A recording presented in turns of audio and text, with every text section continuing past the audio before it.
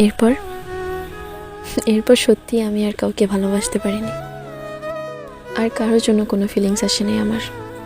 বরং কাউকে দেখলে প্রতিবার মনে হয় তোমার মতো কেউ নাই, তোমার মতো কেউ হতেও পারবে না।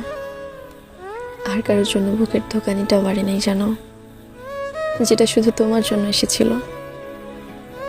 প্রতিদিন কত কি চেঞ্জ আসে দুনিয়ায়, অথচ বছরের পর বছর আমার ওই একটা মানুষের জন্য ফিলিংস সেমই রয়ে গেল, চেঞ্জ আর হলো না।